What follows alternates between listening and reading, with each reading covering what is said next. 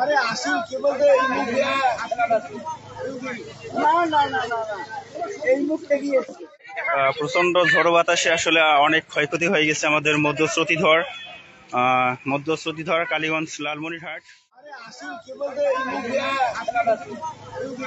না না না না না এই মুখে গিয়েছে। এই মুখে ওই ঘরে দুটো খাওয়া দেখো পক্ষীগুলো ভাই কি পক্ষীগুলো আসলে একসময় না করবে আরে যাই হোক ভাই আল্লাহ বাঁচাইছে।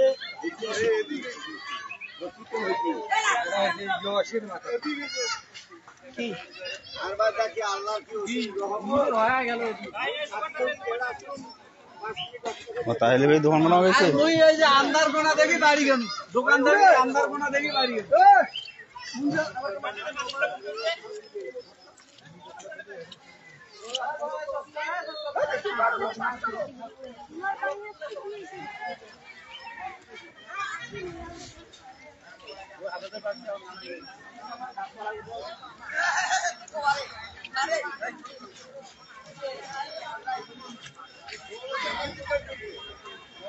আজকে সকাল থেকে প্রচন্ড ঝড়ো বাতাসের সাথে আমাদের বৃষ্টি হলো।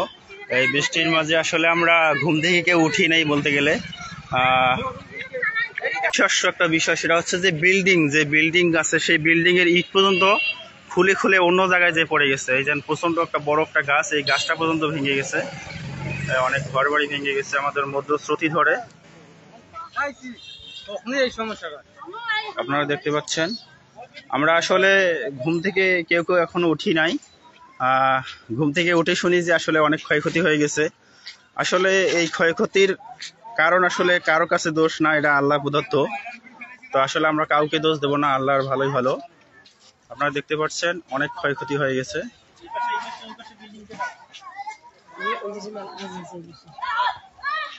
শুধু গাছ না, আমরা ঘর বাড়ি অনেকগুলো ভেঙে ফেলা দেখছি আল্লাহ তাআলার এই বাতাসে অনেক ক্ষয়ক্ষতি হয়ে গেছে।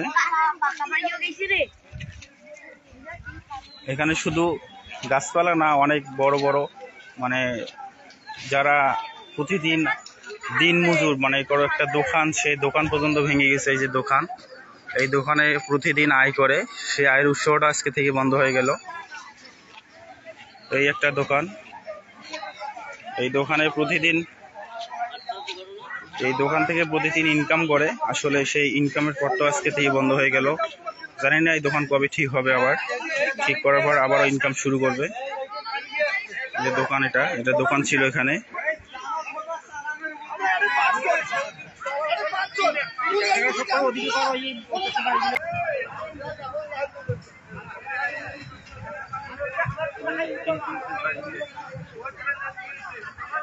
ওই বিল্ডিং খসে খসে গেছে।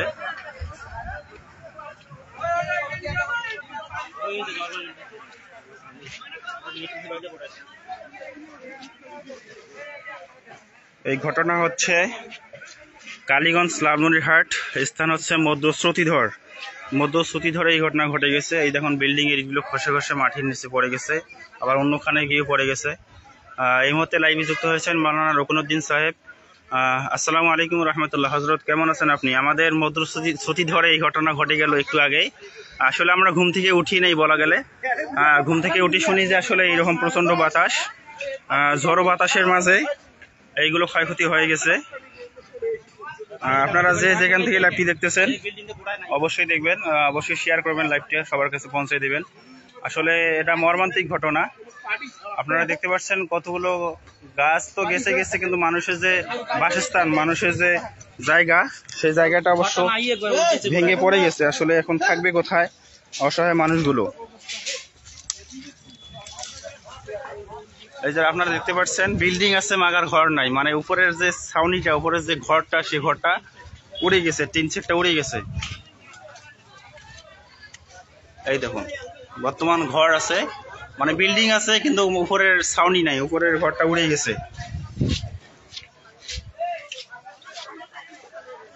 এই দেখুন আপনারা কি অবস্থা।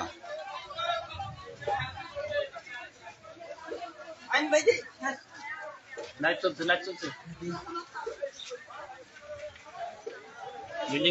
জি হযরত, আপনি লাইভটি শেয়ার করে দেবেন যেন সবার কাছে এই লাইভটি পৌঁছে যায়।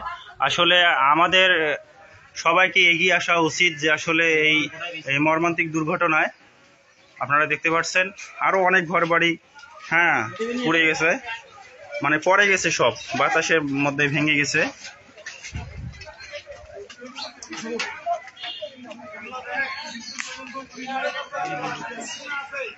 হাফেজের বাড়ি যান,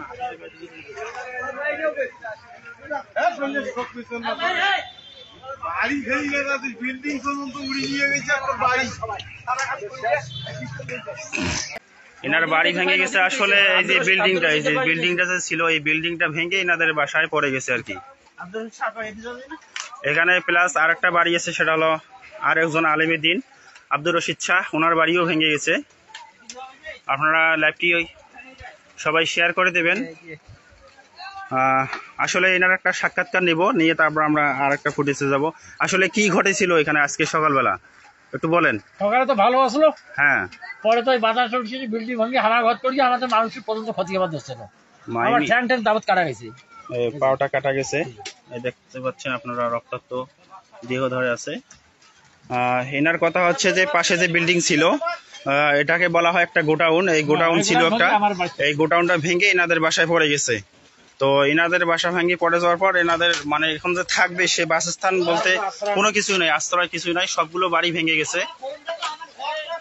হাফেজ কারি মাওলানা ওলিয়া রহমানের বাসাও ভেঙে গেছে, ওনার জেঠো সহ ওনার বাসা, মানে থাকবে যে আসলে থাকার মতো বর্তমান অবস্থা নাই, কোনো ওয়ে নাই। আপনারা লাইভটি সবাই শেয়ার করে দেবেন। আমি দেখাচ্ছি, ঘুরে ঘুরে দেখাচ্ছি। আসলে আরো অনেক বাড়ি ভেঙে গেছে এখানে, এই দেখুন কি অবস্থা। এগুলো কিন্তু সব হাফেজ কারি ওলিয়া রহমানের বাড়ি। এইগুলো বাড়ি ভেঙে মানে কোথাকার বাড়ি কোথায় নিয়ে আসছে বাতাসের মধ্যে, দেখছেন। আসলে এইগুলো ঘর বাড়ি সব ভেঙে গেছে, আপনারা দেখতে পাচ্ছেন। এই দেখুন কি অবস্থা, কি করুণ অবস্থা। আপনারা লাইভটি বেশি বেশি করে শেয়ার করবেন যাতে লাইভটি সবার মাঝে পৌঁছে যায়।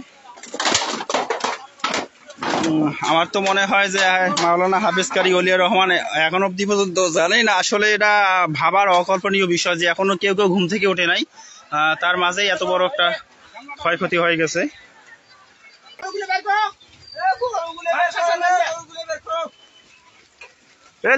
গরুগুলো বের করি কোন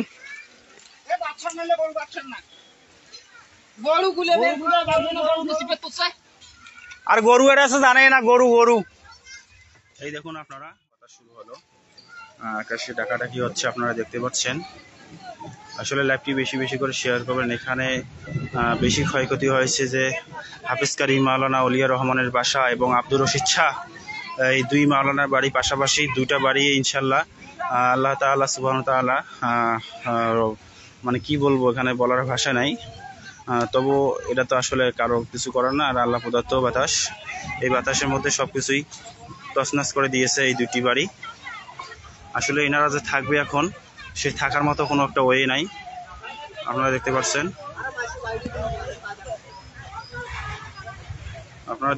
এই হলো বাড়িঘর, আপনারা দেখতে পাচ্ছেন। আসলে লাইভটি বেশি বেশি করে শেয়ার করে দেবেন। এখানে হাফেজ কারি মাওলানা ওলিয়া রহমান প্লাস আব্দুর রশিদ শাহ, দুজনেই আলোচক, দুজনে মাঠে ময়দানে কথা বলে। ওনাদের বাড়ি পর্যন্ত ভেঙে গেছে, আপনারা দেখতে পাচ্ছেন। হাফেজ কারি মাওলানা ওলিয়া রহমান এবং